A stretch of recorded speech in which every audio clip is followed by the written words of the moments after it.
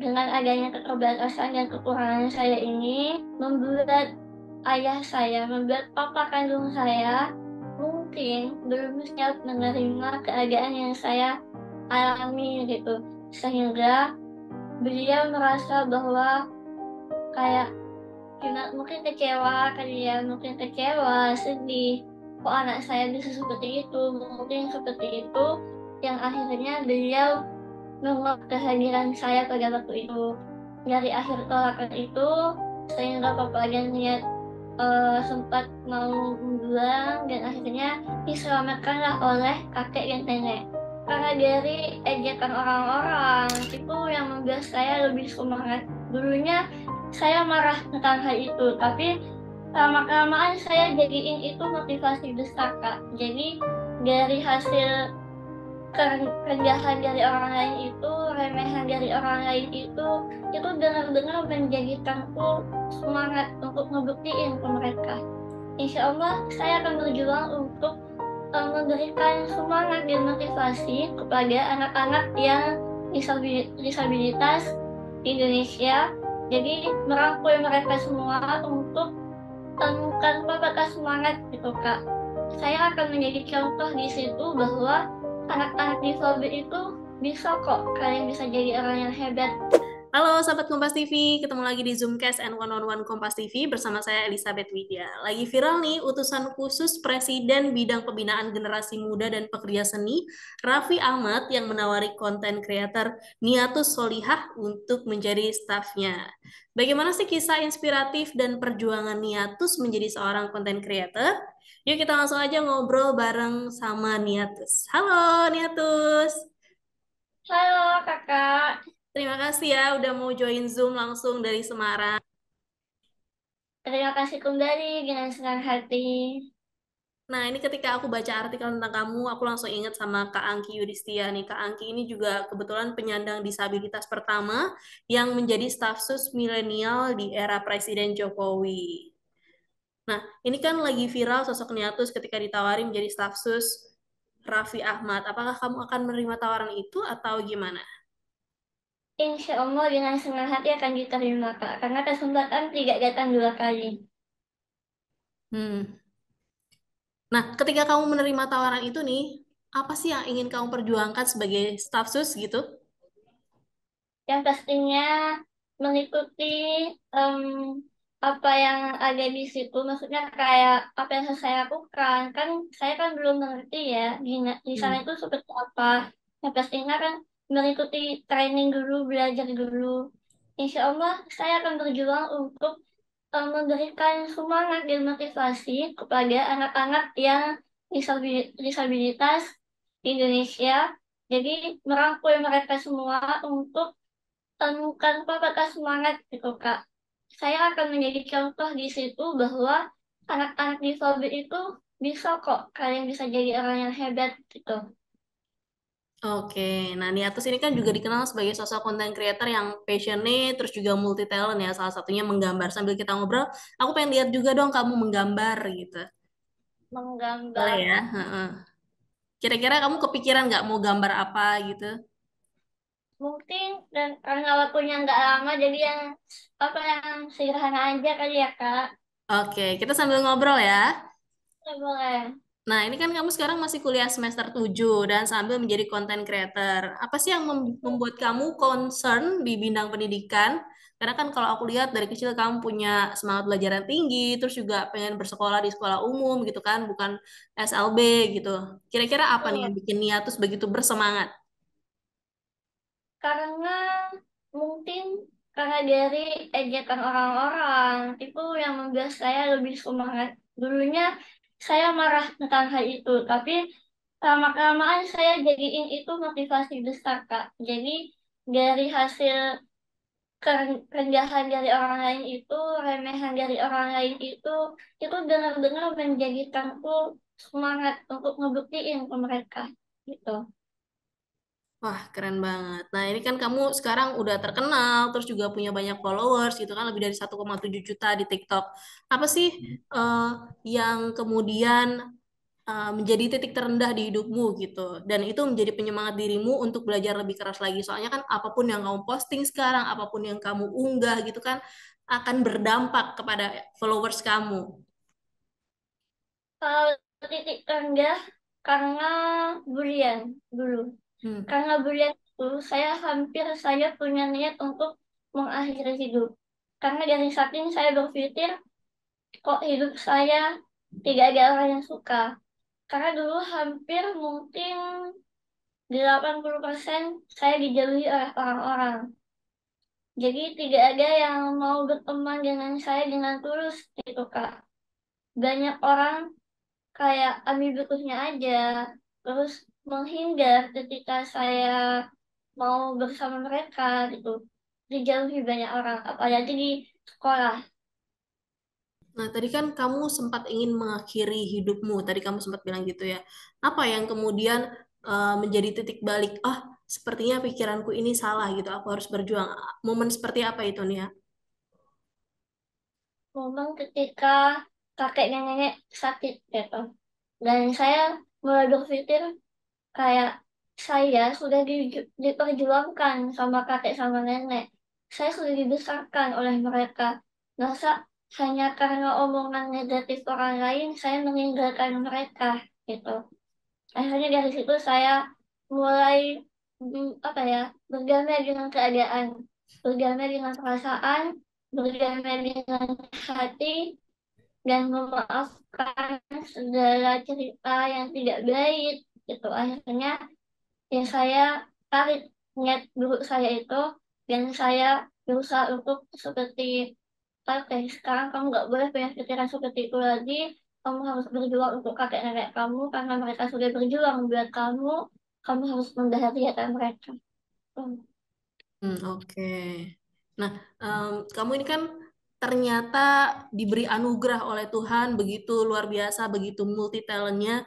Bahkan dari kecil itu menjadi henna artis juga ya, luar biasa banget. So, insya Allah sih Kak, itu masih belajar-belajar dulu waktu SD nyambi. Karena saya membantu perekonomian kakek saya, membantu perekonomian keluarga saya. Akhirnya saya sekolah sambil saya jualan, sambil saya mencari hal-hal yang bisa menghasilkan uang. Ya salah satunya saya menjual gambar saya ini, seperti sekarang ini saya gambar, ini saya jual ke anak-anak. Terus saya mencoba untuk menjadi henna art, seperti itu, Kak. Hmm, ternyata Niatus ini punya kisah perjuangan yang luar biasa ya. Nah, siapa sih support sistem terbesar seorang Niatus? Yang pastinya kakek dan nenek saya, Kak. Beliau adalah menjadi garda terdepan saya ketika saya sudah mulai kayak ngeluh, mulai kayak mau menyerah. Pasti beliau yang menjadi garda terdepan untuk menyemangati saya. Apa yang membuat Niatus tuh begitu dekat dengan sosok kakek dan nenek? Kasih sayangnya beliau, rangkulannya beliau, nasihatnya beliau, perhatiannya beliau itulah yang membuat saya menjadi dekat dengan mereka. Bahkan saya sudah menganggap mereka seperti orang tua kandung saya, Kak. Oke. Kalau boleh tahu, emang orang tuanya Niatus itu gimana kondisinya? Saat ini atau dulu? Saat ini dan dulu itu seperti apa? Kalau dulu bisa dikatakan orang tua saya itu adalah orang yang berkecukupan, Kak. Masih lebih cukup daripada kakek dan nenek saya. Tapi kalau sekarang, karena beliau juga sudah sakit, nggak bisa beraktivitas seperti dulu, sakit stroke, Kak. Jadi udah mulai rebahan aja, gitu. Nggak bisa yang beraktivitas berat-berat gitu, Kak. Oke, ini kalau aku baca-baca juga kan Niatus juga waktu kecil pernah membantu kakek neneknya jualan balon keliling ya. Ini sekarang Hmm. alhamdulillah bisa mengantarkan kakek nenek umroh. Boleh dong diceritain buat sahabat Kompas TV. Itu dulu ceritanya saya mengumrohkan beliau karena juga dari orang lain Kak sebenarnya. Cuman saya berjuangnya di situ adalah mempersiapkannya di balik layar. Jadi walaupun saya mendapat tiket gratis umroh dari orang lain, tapi yang namanya di kampung itu kan butuh apa ya Kak, butuh persiapan seperti kayak walimatul umroh, terus kayak ketika kita sudah pulang umroh kita memberikan kayak souvenir gitu. Kalau ada orang-orang yang ke rumah gitu Kak. Nah disitulah itu semua persiapan saya yang persiapkan Kak. Oke. Nah, eh, boleh diceritakan nggak ke sahabat Kompas TV, gimana sih ceritanya kok kamu bisa akhirnya dirawat gitu oleh kakek dan nenek selama ini? Itu berawal mula karena keterbatasan saya ini Kak. Dengan adanya keterbatasan dan kekurangan saya ini membuat membuat papa kandung saya mungkin belum siap menerima keadaan yang saya alami gitu. Sehingga beliau merasa bahwa kayak mungkin kecewa kali ya, mungkin kecewa, sedih. Kok anak saya bisa seperti itu, mungkin seperti itu yang akhirnya beliau menolak kehadiran saya pada waktu itu. Dari akhir tolakan itu, sehingga papa dan niat sempat mau membuang dan akhirnya diselamatkanlah oleh kakek dan nenek gitu. Diselamatkan oleh kakek dan dirawat oleh kakek dan nenek, dibesarkan oleh kakek dan nenek. Seperti itu, Kak. Oke. Nah, em, kan kemarin juga kebetulan momen Hari Ayah. Ada nggak sih yang ingin kamu sampaikan secara khusus buat ayah kamu? Pengen sih Kak, pengen ngomong langsung sebenarnya, cuman karena terkendala jarak dan waktu, mungkin ya akhirnya belum bisa. Ya, saya cuma mengucapkan selamat Hari Ayah yang pertama untuk kakek dan nenek saya yang sudah berjuang dan sudah tulus berperan sebagai sosok ayah di kehidupan Riatus. Dan untuk papa kandung saya sendiri, selamat Hari Ayah. Semoga kedepannya jauh lebih baik dan terima kasih sudah membesarkan Riatus untuk kakek dan nenek dan terima kasih juga buat Papa kandung sudah melahirkan Niatus. Mohon maaf jika Niatus belum bisa menjadi anak yang Papa mau, belum bisa menjadi anak yang Papa inginkan. Seperti itu. Nah, kalau untuk ibu mungkin ada pesan khusus. Untuk ibu yang pastinya Niatus akan tetap sayang sama ibu selamanya dan tidak akan kurang 1% pun. Ibu sehat-sehat, semoga kedepannya kita akan jauh lebih baik daripada cerita sebelumnya. Kita akan jauh lebih bahagia daripada sebelumnya dan harapan besarnya terus kita bisa hidup bersama-sama di dalam satu atap tanpa adanya perbedaan lagi, tanpa adanya perdebatan lagi. Jadi di masa tuanya kalian, ya terus pengen kita menghabiskan waktu untuk bersama-sama.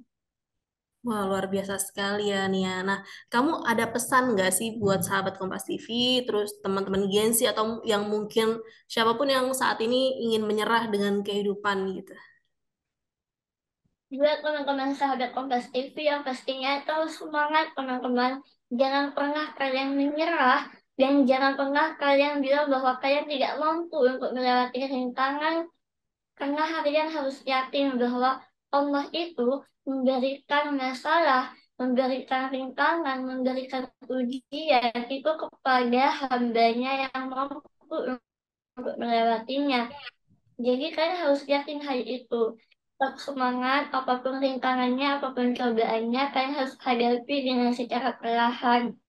Kalian harus yakin akan ada hikmah yang indah di balik itu semua. Oke, terima kasih ya, Nia. Aku mau lihat dong gambarannya. Udah selesai atau belum nih? Boleh diperlihatkan di kamera? Aku pakai pensi sih, Kak, jadi nggak bakal kelihatan dulu sih. Nanti kalau misalnya sudah selesai, nanti boleh aku supir ke kakaknya aja. Oke, oke. Oke deh. Nah, menarik sekali ya dari Niatus. Kita juga belajar bahwa disabilitas bukan penghalang untuk terus belajar dan berkarya. Semangat terus, Niatus. Makin keren, makin sukses. Dan semoga mimpi besar dan segala harapan baik buat Indonesia ini bisa terwujud. Terima kasih. Sampai jumpa, Nia. Oke kakak, sampai jumpa.